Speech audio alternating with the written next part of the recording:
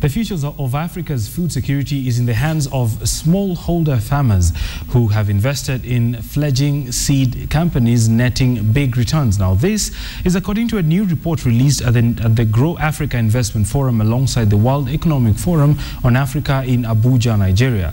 Here is KTN's Philip Keitani.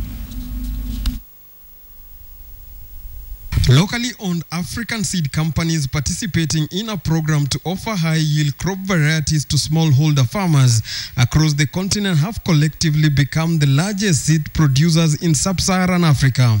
According to the report prepared by the Alliance for a Green Revolution in Africa, indicates 80 small to medium-sized African seed companies in 16 countries are on track to produce over 80,000 metric tons of certified seeds in 2014. AGRA launched the program for Africa's seed system in 2007 to inject a new lease of life into Africa's commercial seed sector, which was failing to provide African farmers with a steady supply of improved crop varieties. The stagnant state of commercial seed production has often been cited as a key reason why yields per hectare in Africa has stable crops like maize are up to 80% below what farmers outside Africa achieve.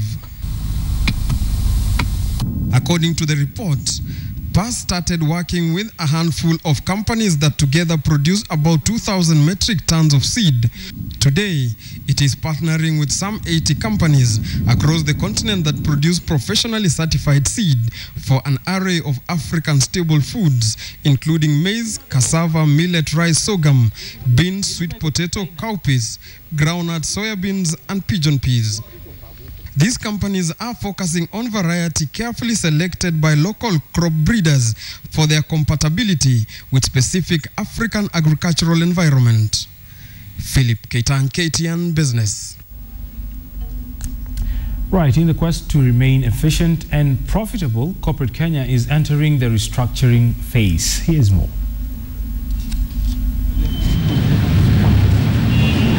The debate on the public wage bill has been ongoing ever since the Jubilee administration took over, and the private sector seems to be taking the cue.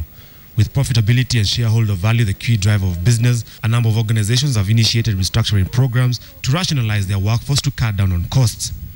Perhaps the most public of retrenchment exercises has to be the laying off of 447 employees by the national carrier Kenya Airways. At that time, the airline's wage bill had more than doubled from 6 billion shillings in 2007 to 13.4 billion shillings. Recently, banks have come to the fore as entities cutting down on the workforce to bring down the cost of operations.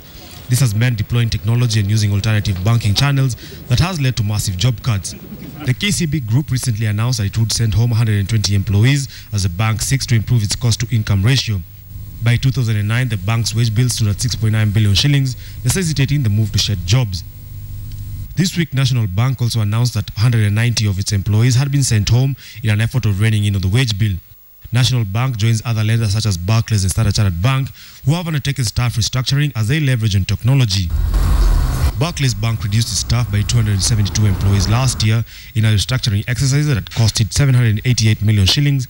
Away from the banking sector, oil marketer Kenol Kobil has also hinted at a fresh round of retrenchment after it sent home 236 workers last year as it seeks to boost profitability. Michael Karanja, KTN Business.